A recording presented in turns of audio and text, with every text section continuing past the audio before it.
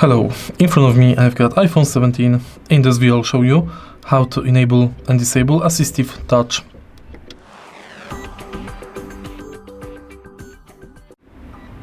In the beginning, let's go to Settings. Now, find Accessibility.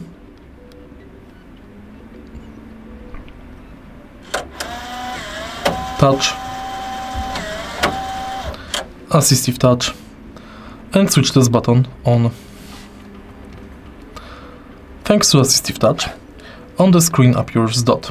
If you tap it, you've got quick access to most crucial settings of your smartphone.